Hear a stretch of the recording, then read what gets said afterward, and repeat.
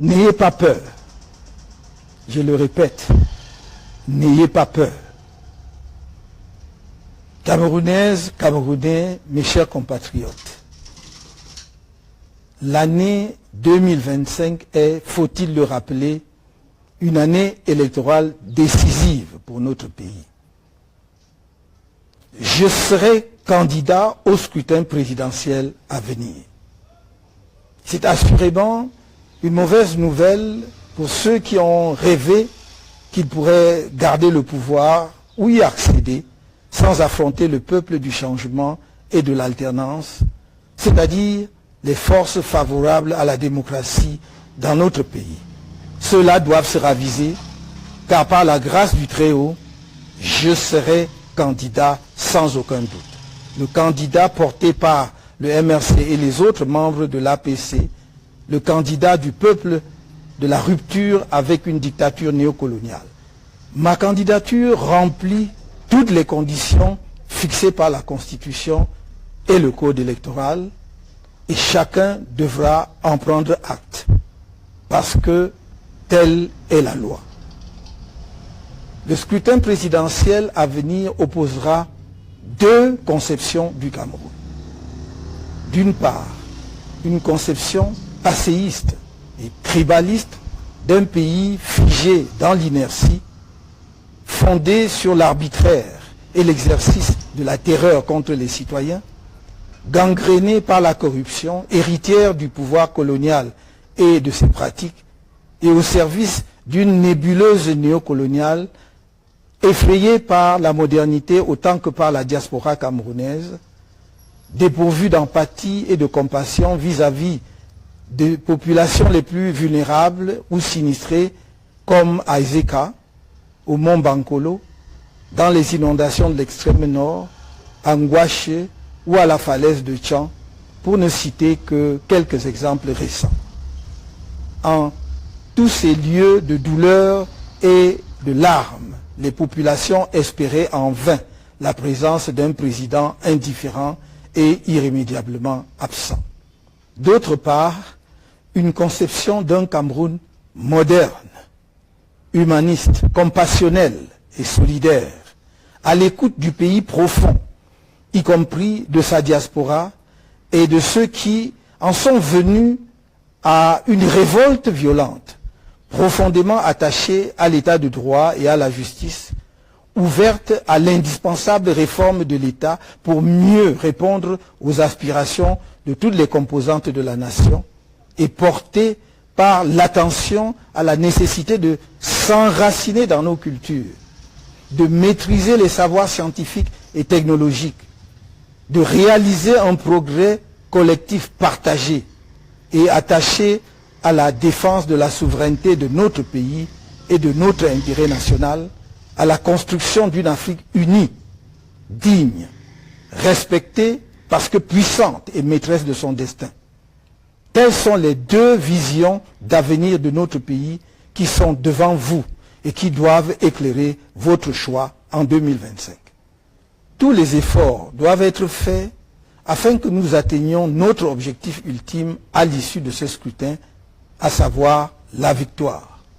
Dans cette perspective, un budget a été approuvé lors du Conseil national du MRC tenu le 26 octobre dernier à Yaoundé. Il sera complété éventuellement par les prévisions des autres membres de l'Alliance politique pour le changement. L'élection présidentielle de 2025 n'est pas juste un scrutin comme ceux qui l'ont précédé. C'est une élection cruciale dans la vie et l'histoire de notre pays qui permettra de le relancer ou de le laisser poursuivre sa dérive dans les décennies à venir. C'est pourquoi j'en appelle à notre sursaut collectif face au candidat du pouvoir, qui qu'il soit, car le candidat du RDPC bénéficiera, comme d'habitude, des financements illimités de l'État, des grandes entreprises, des femmes et hommes d'affaires les plus riches du pays, voire du discret soutien de certains pays étrangers. La contribution de chacun au financement de notre participation digne et efficiente au scrutin à venir est donc indispensable. nous lancerons la campagne de collecte des contributions au cours du mois de janvier.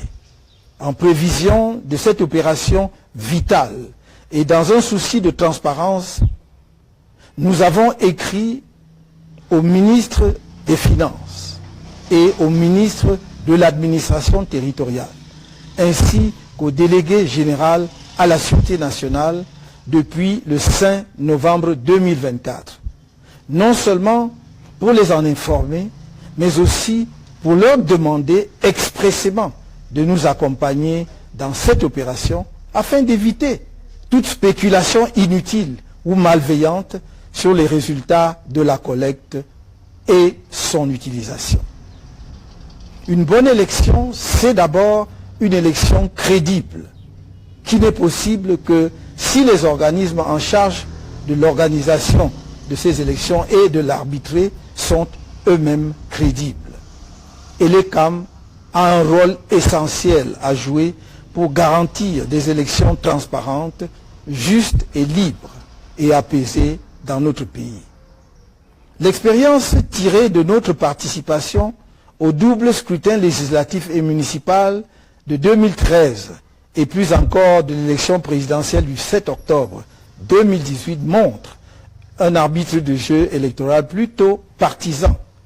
Une illustration récente est l'attitude de l'ECAM pendant l'année 2024, alors que les Camerounais se mobilisaient comme jamais auparavant pour les inscriptions sur les listes électorales et qu'on se serait attendu à ce que l'ECAM les y encourage avec enthousiasme.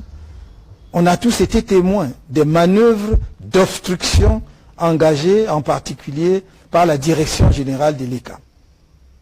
Cette tare qui inspire à la population le sentiment que tout est joué d'avance doit être corrigée impérativement avant le prochain scrutin présidentiel. C'est l'occasion de rappeler une fois de plus que l'article 80 du Code électoral dispose, je cite, qu'à l'issue des opérations de révision et au vu des documents et données communiquées par les démembrements régionaux d'Elections Cameroun, le directeur général des élections établit et rend public la liste électorale nationale au plus tard le 30 décembre. Fin de citation. Nous sommes aujourd'hui le 31 décembre 2024. Dans quelques heures, nous serons en 2025 et la liste électorale nationale n'est toujours pas rendue publique. Le MRC ne laissera pas une telle forfaiture sans suite légale appropriée et ne fera aucune concession sur quelque violation que ce soit du Code électoral. C'est dans cet esprit que nous avons saisi les tribunaux pour constater et sanctionner les violations de la loi portant organisation et fonctionnement du Conseil constitutionnel par certains de ses membres, dont son président. En ce qui concerne le comportement de l'ECAM et de certains acteurs techniques du processus électoral, je constate que l'ECAM a toujours du mal à appréhender son rôle d'origine, c'est-à-dire d'organe neutre, garant d'élections libres, transparentes et apaisées au Cameroun. Et l'ECAM doit se souvenir de l'histoire électorale dans notre pays et surtout pourquoi et comment on en est venu à sa création. Si les membres de cet organisme pensent seulement au décret de leur nomination et oublient leur indépendance, leur responsabilité et leur devoir impérieux vis-à-vis de la nation, ils feront courir à notre pays de graves périls engendrés par des crises électorales inutiles. S'agissant des partenaires techniques de l'ECAM, l'Allemagne qui a souffert gravement dans son histoire des dérives totalitaires d'un régime politique et qui surmonta admirablement cette épreuve est bien placée pour comprendre la frustration du peuple camerounais face au comportement inacceptable de certaines sociétés allemandes qui accompagnent l'organe électoral camerounais. ces sociétés s'étaient engagées à mettre en place une biométrie électorale au Cameroun depuis plus de 10 ans. Et depuis lors, se sont transformés en agents techniques de la fraude électorale qui permet à un candidat battu aux élections successives de se perpétuer au pouvoir dans notre pays. Cette situation inadmissible ne saurait continuer sans aucune conséquence légale.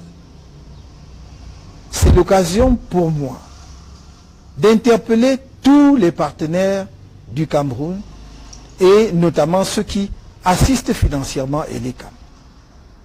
Est-il cohérent de financer un programme avec des objectifs affichés de promotion de la démocratie et d'assister sans rien dire aux pratiques antidémocratiques avérées et récurrentes d'ELECAM?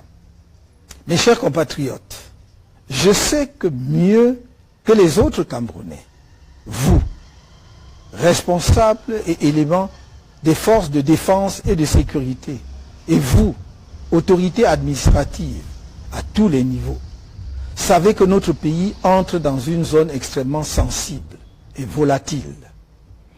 La seule manière d'éviter une inflammation de notre pays, redoutée par tant d'observateurs, c'est de laisser les Camerounais s'exprimer librement dans les urnes et de respecter scrupuleusement leur choix. Vous devez vous assurer, chacun de vos corps en ce qui le concerne, que l'élection présidentielle aura lieu dans la transparence totale et dans la paix. Ce sera votre honneur, celui de l'ELECAM et du Conseil constitutionnel et par conséquent de notre pays, que pour une première fois dans notre histoire, le prochain président de la République soit le véritable vainqueur dans les urnes et reçoive les félicitations de ses adversaires.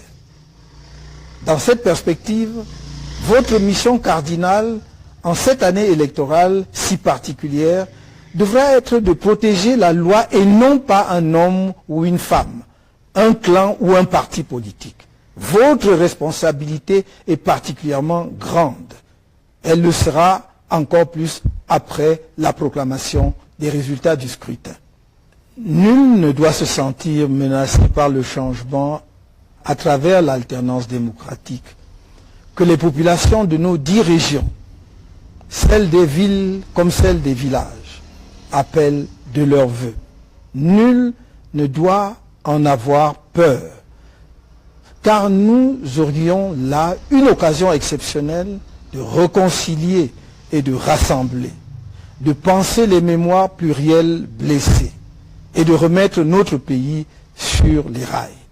Que chacun à sa place joue pleinement son rôle tel que défini par la loi et notre peuple donnera, comme d'autres peuples avant lui, une belle leçon de courage et de maturité politique et démocratique. Camerounaises, Camerounais, mes chers compatriotes, l'élection présidentielle, c'est la rencontre d'un candidat, femme ou homme, avec le peuple. Je suis certes candidat du MRC et de l'Alliance politique pour le changement à l'élection présidentielle à venir. Mais c'est vous, Camerounaises et Camerounais, électeurs de toutes les régions du pays, qui déciderez de qui sera votre prochain président de la République. Depuis mon entrée en politique, avec le lancement du MRC en 2012, vous avez été témoin des multiples campagnes de diabolisation contre ma personne, orchestrées tant ici même au Cameroun que dans les médias internationaux par le pouvoir en place. Malgré ces campagnes montées sur de grossiers mensonges, avec en toile de fond un tribalisme nauséabond, indigne d'un peuple camerounais par ailleurs admiré et respecté, personne, même pas le pouvoir qui détient tous les leviers pour enquêter sur les citoyens, ne vous a jamais produit la moindre preuve des multiples accusations portées contre moi. Je suis dans la vie publique depuis plusieurs années. La plupart d'entre vous me connaissent un temps soit peu. Chacun de vous a eu le temps de m'observer et de pouvoir se faire une opinion factuelle de mon attachement sincère aux Camerounais de toutes les origines et de toutes les religions, ainsi que de mon engagement patriotique indéfectible pour notre cher pays. Jugez chaque personnalité publique par vous-même, sur la base de ses actes et non pas sur ce qu'on vous fait croire qu'elle est.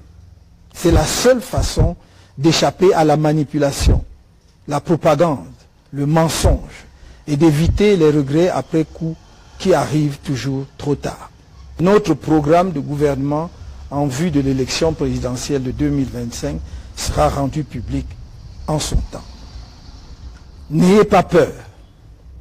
Je le répète, n'ayez pas peur.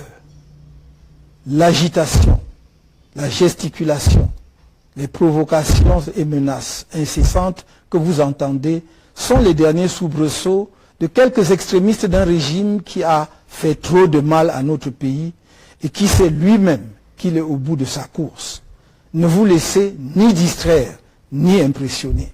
Ces extrémistes du régime ont beau déployer le spectre de la terreur et du chaos, ils ne triompheront pas face au peuple camerounais debout. N'ayez pas peur.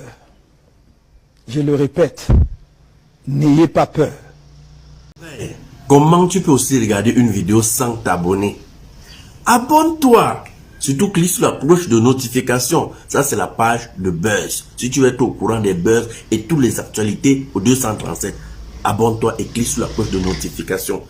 Partage aussi pour m'encourager. Surtout, si tu as quelque chose à dire, papa, lâche un commentaire.